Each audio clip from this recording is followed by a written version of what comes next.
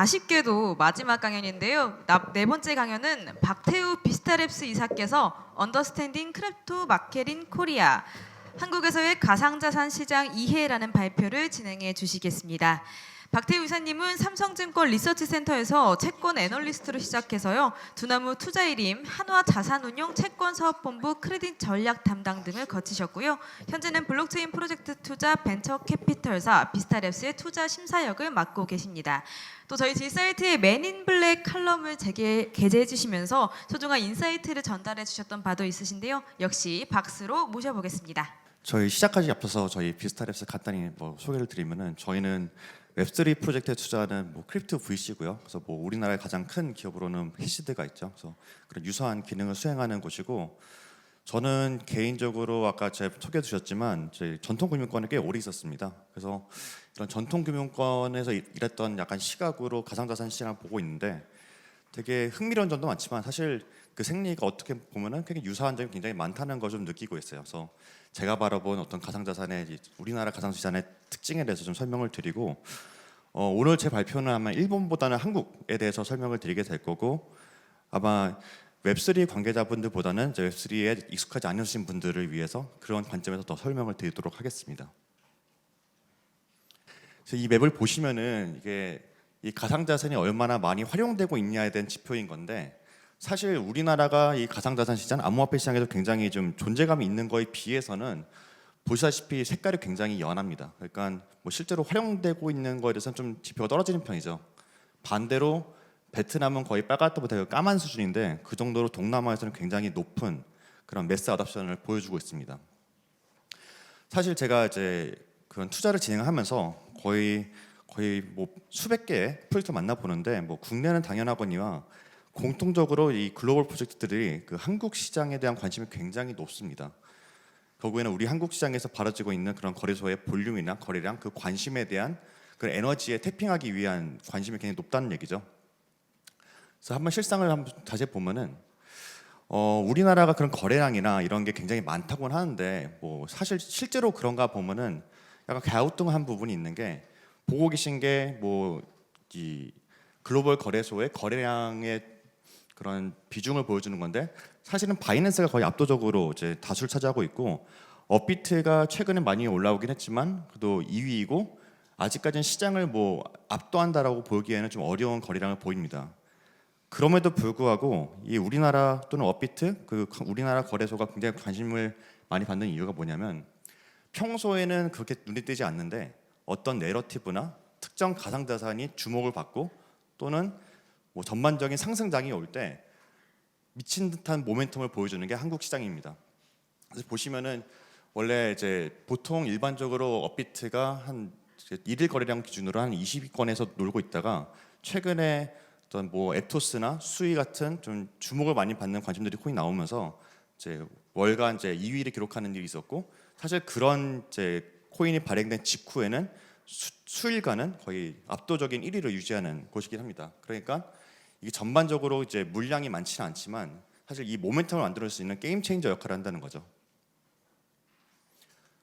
그래서 제가 한번 도대체 이제 저도 궁금하고, 이 해외에서 도대체 한국은 무슨 특징이 있기 때문에 이런 거래량이 많이 나오느냐 이런 거였는데, 어떻게 보면 우리나라의 국민성이나 문화에 더 이제 연관된 이제 이슈라고 보고, 저 개인적으로 어떤 부분들이 이런 모멘텀을 만들어내는데 기여를 하는지 한번 생각을 해봤습니다. 첫 번째로 크게 세 가지 생각해봤는데, 첫 번째로 리스크 러버입니다. 그러니까 위험 선호가 굉장히 높은 국가라고 할 수 있고요. 일단 이 암호화폐 자체가 굉장히 위험 자산인데 전체 인구의 30%가 거래 경험이 있고요. 그래서 5천만 명 중에 1,600만 명이 거래한 경험이 있고, 현재도 많이 줄었다고는 하지만 그래도 600만 명 정도가 지금도 활성화된 이제 거래자라고 할 수 있습니다. 그래서 더 재밌는 거는, 사실 이 비트코인이나 이런 거를 접할 때 안 그래도 이 자체가 굉장히 위험하기 때문에 아무래도 시작은 또는 맛보기는 비트코인으로 하게 돼 있어요. 당연히 초보자가 더 많기 때문에 비트코인을 많이 하게 되기 때문에, 미국의 코인베이스를 보면은 이 거래소에 예치된 가상자산의 비율을 보면은 되게 예상 가능하게 비트코인이 가장 많고요. 그다음에 이더리움, 마지막으로 그 외 알트코인 자산들이 이루고 있습니다. 근데 한국은 완전 반대죠. 이 75%가 비트코인이 아니라 알트코인입니다. 비트코인이 제일 작습니다. 뭐 이유는 명확해요. 100배 가고 싶은 거 사고 싶은데 비트코인은 많이 가봐 10배밖에 못 가기 때문에 약간 그런 게 있습니다. 근데 이게 더 놀라운 거는 이게 작년 3분기 기준인데 그 알트코인이 더 많이 떨어졌어요. 더 많이 떨어졌는데 75%라는 거는 불장이었을 때는 거의 90%였다는 얘기겠죠.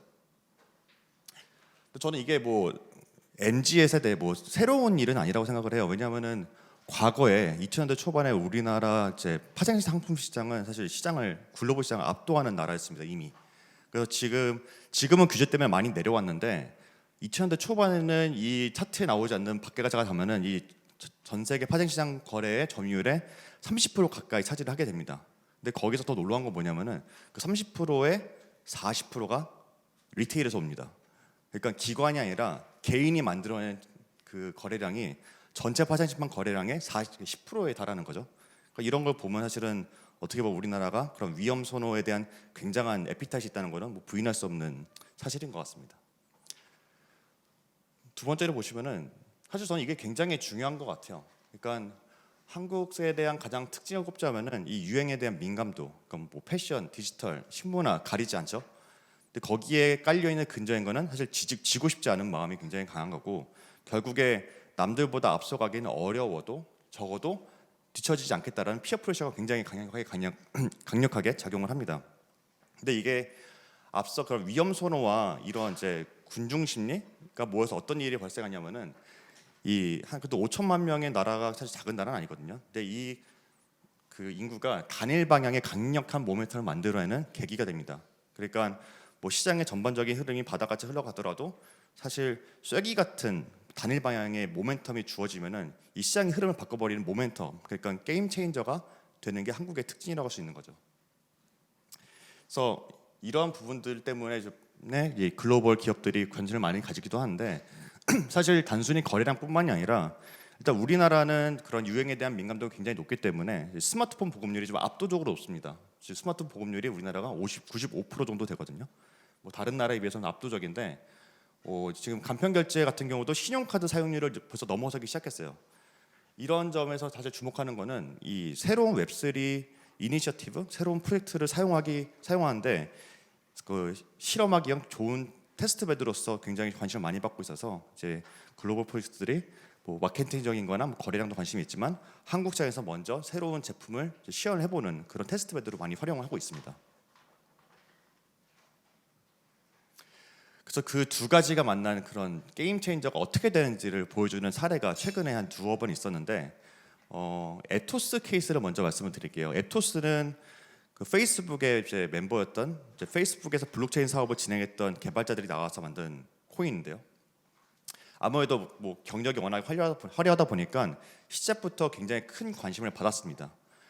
근데 이제 에토스가 처음 상장한 게 작년 10월, 11월 초였거든요. 근데 보면은 지금 보시는 게 여기 있는 게 업비트거든요. 근데 당시에 국내 거래소에서는 그렇게 뭐 영향력이 크지 않았어요.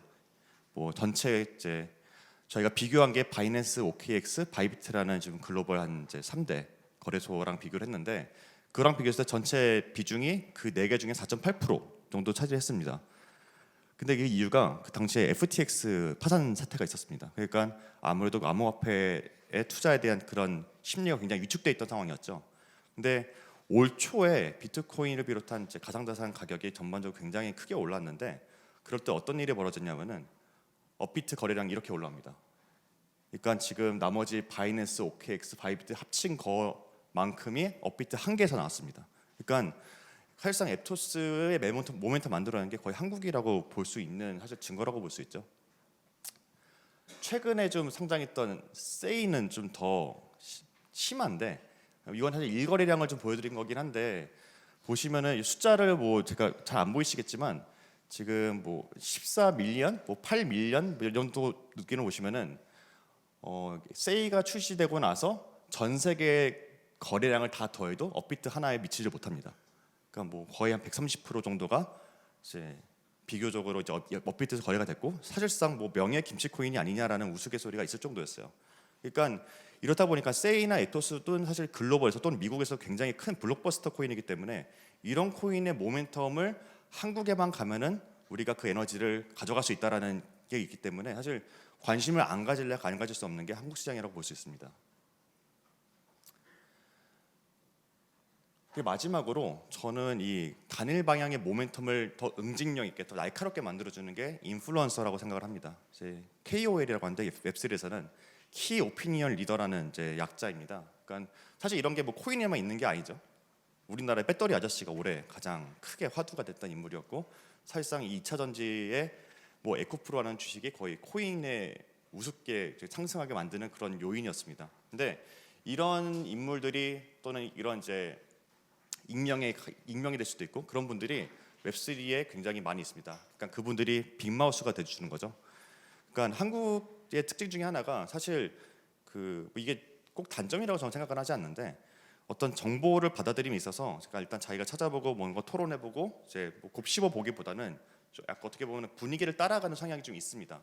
그러다 보니까 뭐 이러한 이제 인플루언서 나타났을 때 그 영향이 더 확실하게 먹혀 들어가는 경우가 있고, 또 특징이 이 정보를 접하는 매체로서 이제 사실 웹3에서 가장 중요한 매체는 트위터입니다.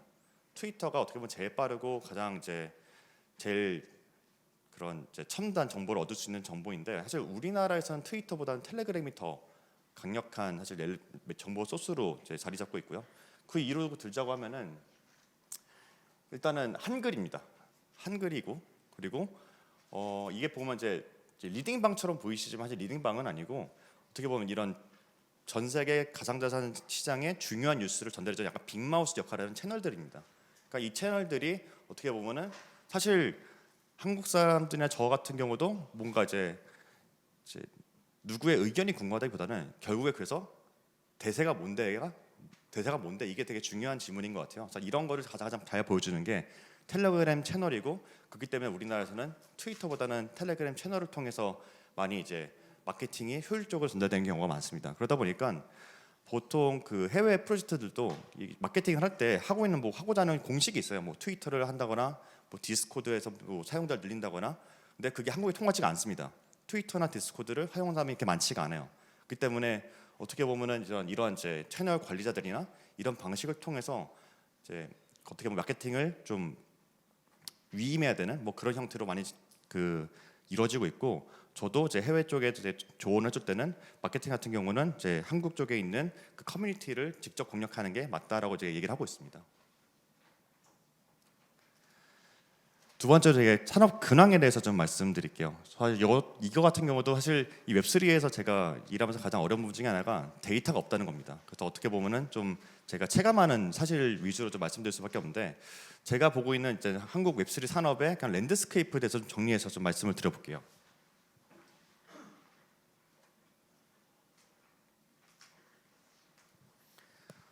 일단 이제 메인넷 블록체인 인프라에 대해서 설명을 드릴 수 있을 것 같은데, 뭐 메인넷이라고 하면은 익숙하신 이제 이더리움이나 뭐 솔라나 이런 것들이 메인넷이라고 볼 수 있고, 블록체인 인프라라고 하면 뭐 제가 여기서 정의하는 거는 뭐 이더리움이나 폴리곤을 뭐 더 원활하게 사용할 수 있게 만들어주는 뭐 레이어 2 또는 뭐 오라클, 이런 이제 말 그대로 이제 실질적 이용이 가능한 인프라스트럭처를 말씀을 드립니다. 근데 이런 부분에 있어서 우리나라도 사실 뭐 바이프로스트나 뭐 클레이튼, 또 최근에 오버 프로토콜 있는 것처럼 우리나라도 굉장히 메인넷이 굉장히 계속 개발되고 있고 도전이 많이 이루어지고 있지만, 아무래도 이 시장은 사실 미국 및 대형 자본이 주도하는 프로젝트가 사실 시장을 좀 압도하고 있는 상황입니다. 근데 그 이유를 생각을 해보면은 일단 1차적으로는 언어 장벽이 있고 뭐 물리적인 거리가 있으니까 실제로 만나볼 수 있는 기회가 많지 않아서 사실 비즈니스 하기 쉽지 않은 뭐 경우가 좀 있겠죠.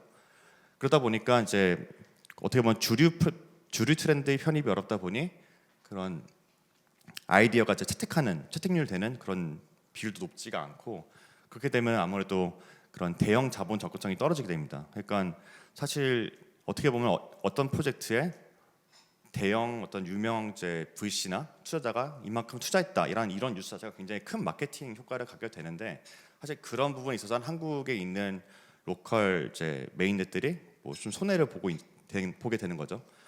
사실 기술적으로 봤을 때는 이 우리나라의 그런 메인넷이나 블록체인 인프라들이 뭐 해외에 비해 뭐 특별히 뒤진다거나 어떻게 보면은 더 나은 경우도 많이 있습니다. 하지만 지금 같은 경우는 사실 마케팅이나 이런 소위 말해서 이제 대형 자본의 이제 서포트 이런 부분이 굉장히 중요하게 초기에 작용을 하기 때문에 이런 부분이 사실은 이제 미국 주도의 또는 대형 자본 주도의 구도를 깨기 쉽지 않은 그런 원인으로 작용하고 있다고 생각합니다.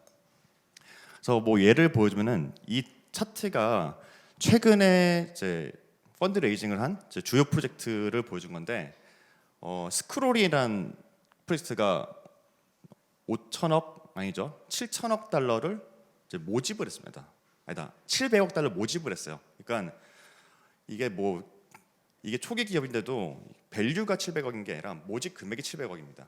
그러니까 사실 미국 쪽에서는 조 단위의 밸류에이션으로 투자를 받는 경우가 굉장히 많아요. 뭐 그러다 보니까 이거 자체가 큰 뉴스가 되고 이 큰 뉴스가 되면서 마케팅에 도움이 되고 사실 이 큰 투자자들이 얘네만 투자하는 게 아니거든요. 그래서 본인들이 갖고 있는 투자 포트폴리오 중에 좋은 데를 투자를 하면은 얘네들이 이런 서비스를 다른 포트폴리오 투자자가 사용하도록 좀 이렇게 권고를 하거나 강요를 합니다. 그러면서 자연스럽게 채택률이 올라가는 거죠.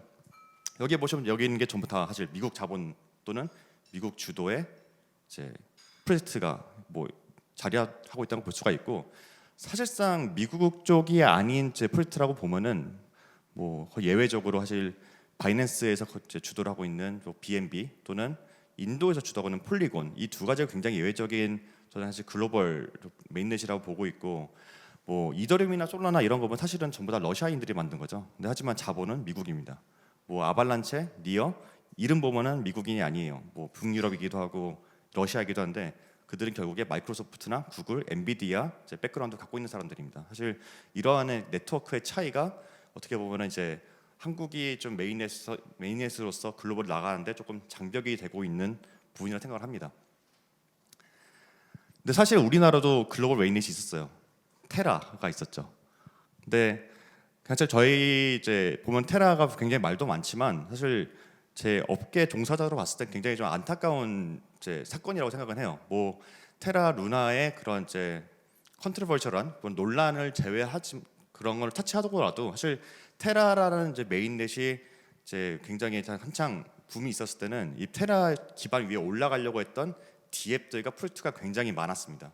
사실 지금 보고 계신 게 뭐 테라 이코시스템이라고 해서 이 하나하나 이제 아이콘이 있는 것들이 전부 다 이 테라 기반 위에서 같이 협업하고 작업하려고 했던 그런 프로젝트들인데 이 기반들이 사실 한 방에 다 무너졌다고 보시면 돼요.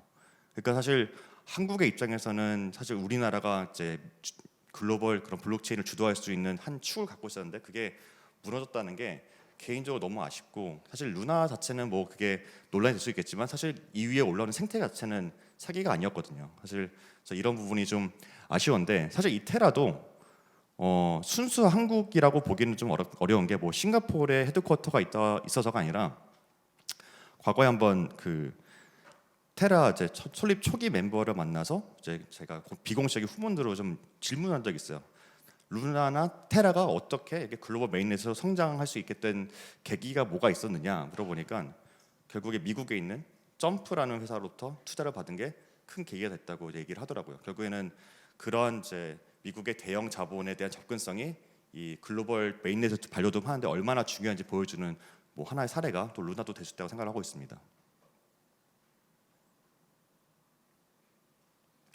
그리고 서비스 인프라라고 하면은 뭐 디파이나 월렛, 커스터디, 뭐 NFT 마켓플레이스 같은 거를 둘 수가 있을 것 같은데 이 서비스 인프라 역시 사실은 어느 정도는 제가 방금 말씀드렸던 메인넷과 인프라스트럭처의 그런 한계 또는 이제 그런 구도를 그대로 답습을 합니다.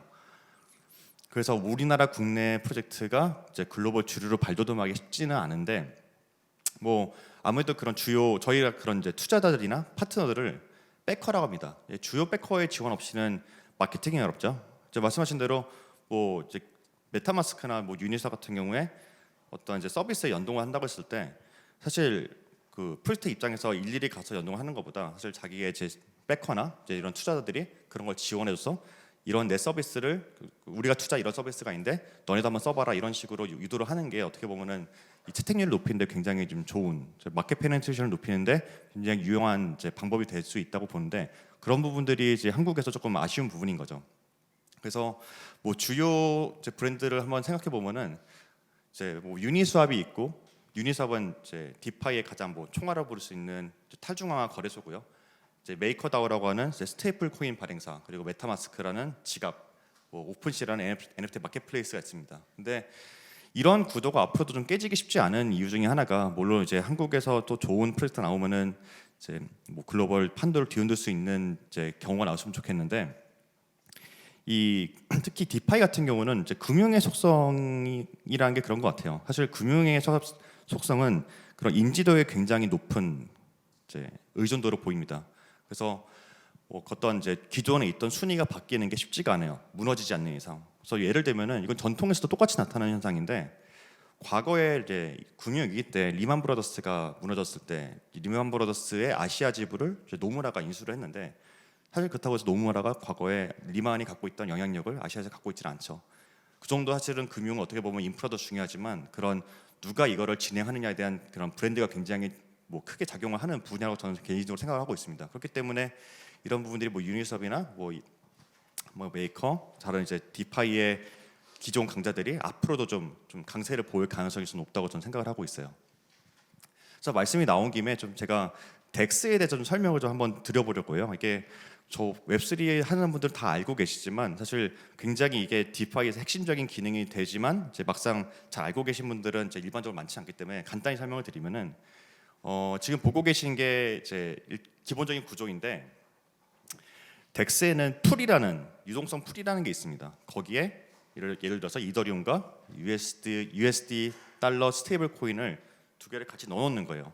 그러면은 공급자를 넣어주면은, 만약에 제가 이제 이더리움을 사고 싶다라고 하면은, 아니다, 이더리움을 팔고 싶다라고 하면은 USDT 그 이더리움을 넣고 이제 USD 스테이블 코인 빼갑니다. 그러니까 넣은 만큼 빼는 거예요.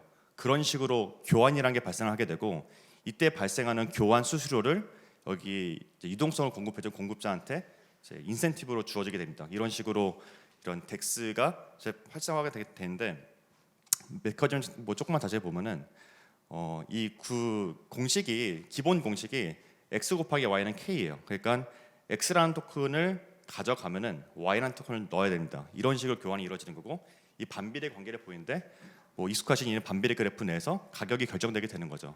만약에 덱스에서 뭐 비합리적인 가격이 이제 크게 흔들린 일이 발생을 했다. 그런 경우에는 사실 이제 차익거래 이제 세력들이 뭐 차익거래를 통해서 결국에는 가격을 시장 가격으로 돌려놓는 그런 메커니즘으로 돌아가는데, 이런 유동성 풀, 그러니까 이거를 오토메이티드 마켓 메이커라고 얘기를 합니다. 저희는 뭐 AMM이라고 부르는데, 이거를 하는 가장 큰 이유는 매수 매도 효과 없이도 거래가 가능하다는 거예요. 사실 거래소 가는 저희가 보면 오더북이 있죠. 근데 오더북 없이도 거래가 가능하기 때문에 볼륨이 낮은 알트코인을 거래하기에 되게 최적의 그런 시스템으로 알고 계시면 될 것 같습니다. 그리고 디파이라는 게 사실 온체인 활동을 하는 사람이 이렇게 많지가 않잖아요, 아직은. 그렇기 때문에 그런 부분들이 볼륨을 더 높이지 못하는 이유인 건데, 이 방식을 쓰면은 볼륨이 높지 않고 뭐 사용자가 많지 않더라도 이 거래가 원활히 이루어질 수 있는 그런 근간이 되는 뭐 디파이 뭐 기반이라고 보시면 될 것 같습니다. 그래서 이 서비스 인프라 중에 일부 부문은 사실 이제 우리나라 이제 토종 기업들도 설 자리가 꽤 있는데, 결국에는 국내 경량 서비스를 활발하게 이제 진행을 하고 있습니다. 그래서 월렛이나 커스터디, 뭐 NFT 마켓플레이스는 이제 한국 이제 플레이어들도 꽤 이제 입지를 이제 구축을 하고 있는데, 얘네들이 이런 입지를 구축할 수 있는 몇 가지 이유가 있습니다. 왜냐하면은 가장 중요한 거는 사실 언어 장벽이란 걸 무시할 수가 없는 것 같아요. 사실 커스터디나 월렛 같은 경우 혼자 해서 되는 게 아니라 어떤 기업에 붙이고 서비스에 붙여야 되는데, 아무래도 기술적인 이제 소통을 굉장히 많이 해야 되고요. 그러다 보니까 만약에 문제가 생기거나 에러가 생기면 바로 이제 오류 대응 요청을 해야 되는데, 이런 부분을 해외에 있는 곳보다는 한국에 있는 분들이 확실하게 더 원활히 대처할 수밖에 없고, 아무래도 그런 시간차라는 것도 존재를 하죠. 그러다 보니까 월렛 같은 경우는 원래 이제 어떤 이제 기업에서 월렛을 붙일 때는 뭐 그래도 국산 이제 월렛을 붙이게 되는 일종의 유인으로 작용하게 되는 거고, 커스터디 같은 경우도 이제 수탁인데, 수탁은 사실 우리나라에서 아직은 뭐 크게 뭐 유의미한 뭔가 족적이 남고 있지 않지만, 그래도 이제 우리나라의 많은 이제 스타트업들이 은행들과 많이 협업을 하고 있습니다. 사실 은행 입장에서도 이게 그 해외에 뭐 유명한 데가 있다고 하더라도 그러한 이제 협업하고 좀 믿을 수 있고 소통하는 관점에서 이런 국내 업체를 어느 정도 선호할 수밖에 없는 구도가 있다고 생각을 하고 있어요. 다만 최근에 국민은행은 이제 코다를 하고 있고 신한은행은 이제 K닥이라고 하고 있는데 최근에 하나은행에서 빗고라는 이제 외국 이제 커스터디 업체와 MOU를 맺으면서 여기 판도에 좀 변화가 왔는데 사실 저는 그게 한편으로는 아쉽기도 하고 굉장히 고무적이기도 한 게 어떻게 보면 이제 빗고라는 회사는 FTX나 마운트곡스 관련 그런 이제 수탁 관련 이제 정리 사업까지 다 해본 경험이 많이 있는 회사입니다. 그러다 보니까 이제야 실질적으로 우리나라 은행도 이제 제대로 된 수탁 서비스를 하면서 이제 법인들이 이거를 할 수 있는 기반이 마련되겠구나라는 마음이 드는 한편으로는 결국에는 이제 또 한국 이런 수탁 서비스들이 설 자리가 또 잃게 되는구나 좀 안타까운 마음이 좀 드는 게 사실입니다. 그리고 이런 그 월렛이나 NFT 마켓플레이스가 한국에서 또 자리 잡을 수 있는 이유 중에 중요한 이유 중에 하나가 뭐 단순히 업무적인 또는 이제 언어적인 장벽뿐만이 아니라 원화 결제가 가능합니다. 원화 입출금이 자유롭죠.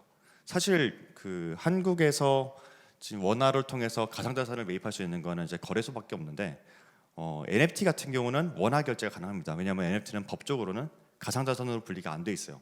그렇기 때문에 이런 부분들이 오픈시가 할 수 없는 부분을 국내 업체 뭐 팔라나 업비트 NFT 이런 곳에서 이제 원화 결제를 지원하면은 사람들이 좀 더 쉽게 NFT를 구매할 수 있는 뭐 카카오페이나 네이버페이 또는 그냥 뭐 무통장 입금으로 할 수 있는 부분들 굉장히 큰 이제 장점이라고 저는 생각하고 있습니다. 그래서 비교적으로 이런 서비스 인프라까지는 좀 한국이 좀 불리한 상황인데 앞에 발표에서도 여러분들 말씀해 주셨지만 게임이나 콘텐츠는 일본과 한국이 굉장히 강세를 보이고 있다고 생각을 하고 있습니다. 일단 한국의 많은 국내 게임사들이 자체 메인넷을 구축하고 있는데 그래서 굉장히 의욕적인 모습을 보이고 있죠. 그래서 아이콘 보시면은 좀 낯서실 수 있는데 결국에 다 아는 기업들입니다. 뭐 넷마블이고 위메이드고 네오위즈, 컴투스 여기는 카카오 게임즈랑 같이 일하고 있고요. 뭐 라인 게임즈, 넷마블 FNC입니다. 결국에는 지금 한국에 있는 그 대형 게임사의 대부분이 자체 블록체인을 구성함으로써 이제 블록체인 사업에 굉장히 이제 의욕을 보고 있는데 뭐 여러 가지 이유가 있겠지만 뭐 제가 생각하는 중요한 이유 중에 하나는 사실 모든 게임이라는 게 수명이 존재하고 이제 게임이 수명이 다하더라도 이 이용자들을 계속 그 게임사에 묶어놓는 게 어떻게 보면 이제 게임사가 갖고 있는 중요한 숙제 중에 하나일 것 같아요. 근데 이런 이제 블록체인의 중요한 것 중에 하나가 그 게임 내 재화나 그런 이제 아이템들을 계속 활용할 수 있도록 해주는 통로를 제공해 주는 건데 게임을 하나를 다 이제 플레이하고 나서더라도 자기가 이제 그동안 만들어 놓은 거를 계속 활용할 수 있는 이제 기회를 만들어 준다라고 하면은 아무래도 그 기존 이용자가 이제 그 생태계에 계속 머물 가능성이 높죠. 그러다 보니까 이런 게임 재화 활용도를 높여서 이용자의 리텐션 레이트 제고를 도모하는 게 어떻게 보면은 이런 이제 게임사들이 블록체인에 들어와서 메인넷을 구축하는 그런 이제 중요한 이유 중에 하나가 아닐까라고 생각하고 있습니다. 그래서 이게 근데 국내 같은 경우는 그저 이제 강점을 보일 수 있는 이유가 되게 여러 가지 이제 흥행 IP를 기반으로 이제 블록체인 게임을 많이 만들 수가 있고 한 2년 전에 엑시 인피니티라는 그런 P2E 게임, 그러니까 플레이 투 원 게임하면서 돈을 버는 게임이 있었어요. 그게 이제 베트남에서 동남아에서 개발이 됐는데 사실 그 게임이 처음 나왔을 때는 컨셉적으로는 굉장히 블록체인 게임이라고 해서 큰 인기를 받았지만 되게 금방 이제 그 거품이 많이 꺼져버렸습니다. 뭐 이 구조 자체가 폰지인 것도 있지만 가장 중요했던 거는 게임이 재미가 없어졌어요. 뭐 게임 자체가 사실 어떤 게임성을 가지고 있다고 말하기는 좀 어려운 수준이었습니다. 근데 사실 결국에는 이제 블록체인 게임 만들 때 가장 중요한 건 결국에 게임이 재밌어야 된다는 건데 그런 이제 재밌는 IP를 한국은 이제 굉장히 많이 갖고 있기 때문에 이런 게임 시장에서 우리가 앞서갈 수 있는 그런 기반을 확보하고 있다고 볼 수 있고 일본 같은 경우도 전통적으로 애니메이션 캐릭터나 이제 IP 강국이기 때문에 이 기반으로 NFT 생태계가 굉장히 많이 발달해 있습니다. 그래서 어떻게 보면은 그 가상자산 크립토보다도 그 NFT 생태계에서 유달리 더 강한 면모를 보이고 있고 이런 부분에서 더 커뮤니티에서 강한 모습을 좀 보여주고 있다고 볼 수 있습니다. 그래서 이게 보면은 이제 오아시스라는 아까 잠깐 소개도 나왔던 이제 일본의 이제 게임을 위한 이제 메인넷인데 사실 여기에 이제 밸리데이터나 파트너십 참여한 기업들의 한국 기업 게임 기업들 많이 있어요. 뭐 네오위즈도 있고 컴투스도 있고. 근데 이러한 IP를 기반으로 한 블록체인 쪽에서 이제 입지를 다지고자 한 이제 두 이제 나라와 이제 환경이 만난 거기 때문에 사실 이런 식으로 협업을 하는 게 어떻게 보면 뭐 저는 결코 우연이 아니라고 생각하고 있습니다. 여기까지 보면은 이 게임이 사실 한국이 게임이 강력하다는 거는 뭐 모르는 분 없을 거예요. 이게 하루 이틀 된 것도 아니고. 그래서 게임이 재밌으면 결국에 블록체인 게임에서도 한국이 앞서 나갈 수 있지 않겠느냐라고 이제 생각하시는데, 저는 개인적으로 한국이 이 게임 쪽에서 무조건 또는 이제 높은 확률로 이제 앞서 나갈 수밖에 없다는 이유가 있다고 생각합니다. 전 게임의 구조에 있다고 생각을 하는데, 블록체인의 가장 큰 특징이라고 꼽으면은 이 게임 내 재화를 유동하고 거래할 수 있고, 그다음에 게임에서 플레이하는 아이템이나 캐릭터가 자본화가 됩니다. 그러니까 법적인 재산으로 인정받는 수준까지 자본화가 돼요. 근데 우리나라 리니지나 메이플 스토리가 사실 어떻게 보면은 이제 그런 자본화를 시키는 게임의 대표적인 것이라 볼 수 있는데, 사실 이게 그냥 게임이라고 하지만 여기에 돈이 뭐 사실 많이 쓰는 분들은 뭐 수천만 원, 수억 쓰는 분들 굉장히 많이 있고, 이 안에서 그런 거의 실제 사회에 가까운 그 사회 메커니즘이 이 안에서도 돌아갑니다. 그러니까 저희가 뭐 메타버스 얘기하는데, 이 메타버스는 이미 사실 저희가 몇 개를 구축하고 있는 우리나라에. 그래서 이 블록체인이 그런 자본 아이템, 그런 디지털 재화의 또는 디지털 자산의 자본화가 가장 특징이라면은, 사실은 리니지나 메이플 스토리나 뭐 다른 바람의 나라 이런 게임들은 이미 그런 거를 수차례 해본 경험이 있고, 그리고 그런 전반적인 게임의 스토리나 서사 자체가 블록체인 게임과 굉장히 상성이 맞습니다. 근데 반대로 보면은 사실 우리나라만 게임을 잘 만든 건 아니고, 정말 사실 제일 인기가 많은 게임은 스타크래프트랑 롤이잖아요. 근데 왜 서구권 게임은 제가 생각했을 때 이제 우리나라보다 조금 불리하냐라고 생각해 보면은, 스타크래프트나 리그 오브 레전드의 특징은 스포츠의 성격을 띈다는 겁니다.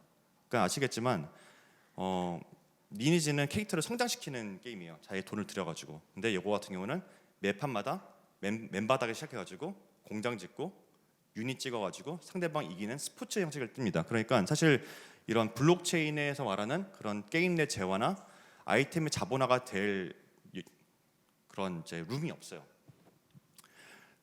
그렇기 때문에 사실 이제 어떻게 보면 블리자드나 뭐 리그 오브 레전드의 라이엇 게임스 이런 애들이 살짝 블록체인에 대해서 조금 어떻게 보면 거리감 있는 모습 보이는 중에 하나가, 서구권 게임의 특징 중에 하나가 사실 페이 투 윈, 그러니까 돈 내서 강해지고 이기는 거를 굉장히 싫어합니다. 그래서 리그 오브 레전드 뭐 창업자도 얘기하는 게 We don't sell power라고 해서 힘을 팔지 않는다. 우리는 정정당당하게 한다. 근데 이런 서사가 사실은 블록체인 게임으로서 성장하는 데는 큰 도움이 되지 않는다고 저는 생각을 하고 있어요. 그래서 이 결과가 좀 어떻게 나타나는지 예를 들어보면은 이쪽에 보시는 건 포켓몬 고입니다. 이제 포켓몬인데 나이언틱이라는 이제 미국 실리콘밸리 회사에서 만든 게임이에요. 이거는 말 그대로 서구권의 내러티브를 그대로 이제 담아냅니다. 뭐냐면은 돈을 많이 낸다고 더 잘할 수가 없어요. 돈을 낼 수 있는데 약간 이제 차 탈 때 기름 넣듯이 더 하루 동안 오랫동안 플레이할 수 있는 이제 포켓볼을 더 많이 주는 것뿐이지 뭐 비싼 돈을 주고 이제 어떤 몬스터를 사거나 하는 게 불가능합니다. 좀 제가 부끄러운 얘기지만 제가 이것도 꽤 오래 했거든요. 한 6년을 했는데 6년 하니까 제가 레벨 40이 됐어요. 레벨 40이 됐는데 여기 보면은 얘네가 레벨 42, 뭐 42 정도 되는데 이 가격이 20만 원입니다. 보면은 그러니까 되게 열심히 한 4, 5년을 거의 하루도 빠짐없이 해야지 될 수 있는 게 기껏 거래하면 20만 원밖에 안 돼요. 근데 반대로 이거는 뭐냐면 리니지 나오는 진명왕의 집행관입니다. 그게 뭐 많이 알고 계시죠? 싸게는 3천만 원부터 비싸게는 13억 원이 더 거래되는 어마어마한 아이템이에요. 우리나라에서 가장 비싼 아이템으로 불리는데, 그러면 왜 4, 5년 동안 영혼을 갈아 만든 제 포켓몬 계정은 20만 원밖에 안 되는데 얘는 왜 몇 억이냐? 이유가 단순합니다. 왜냐면은 만드는데 몇 억이 들어갑니다. 보시면 여기 재료가 들어가는데 이 재료를 다 더하고 몇 번의 업그레이드 거치는데, 업그레이드 거칠 때마다 랜덤으로 자기가 만들어놓은 게 사라질 위험을 감수하고 만들어질 수 있는 게 집행검이에요. 그러다 보니까 뭐 희소성도 이제 말할 것도 없고 기본적으로 메모 비용이 굉장히 많이 들어가기 때문에 결국에는 그런 아이템의 자본화를 만들어내는 거는 사실 우리가 좀 비판하게 하지만 게임사들의 그런 현질을 이끌어내는 그런 능력, 그런 좀 게임 생태계 내에서 그런 경제를 이제 구성하는 그런 노하우가 어떻게 보면은 게임 내 아이템의 자본화를 만들어내는 사실 중요한 이유 중에 하나라고 생각을 합니다. 그래서 어떻게 보면 다른 이제 비교를 들어서 이게 맞는지를 한번 생각해 볼 건데 집행검 대신에 포켓몬 카드를 보면은 사실 똑같은 IP잖아요. 그럼 얘도 되게 비싸야 될 것 같은데 포켓몬 카드는 몇 억에 팔립니다. 레어한 거는 몇만 원이라 수천만 원, 몇 억, 뭐 최근에는 이제 몇십억짜리 카드가 나왔어요. 근데 결국에 이 카드도 결국에는 메커니즘이 뭐냐면 결국에 가챠 랜덤의 성격을 띠고 있거든요. 이 카드를 받으려면은 몇 억을 써야지만 이 카드를 받을 수가 있습니다. 결국에 이런 부분들이 어떻게 보면은 그런 서구권 게임들보다는 우리나라의 가챠 시스템이나 이런 이제 그런 힘을 파는 그런 게임의 메커니즘이 블록체인 게임에서 어떻게 보면 더 상성이 맞고 이제 게임 내에서 메타버스 세계에서 실제 경제가 돌아가게 하는 원동력에 대해서 힘을 갖추고 있다라고 저는 보고 있습니다. 그래서 이게 반대로 보면은 그 서구권 게임들도 블록체인 게임을 만들면 되지 않느냐라고 생각하실 수 있는데 제 과거에 이제 크레딧 애널리스트 할 때 그 게임사들이랑 이제 많이 하면은 사실 그런 서사를 바꾸는 게 되게 쉽지가 않습니다. 그러니까 기본적으로 게임을 끌고 가는 스토리 라인이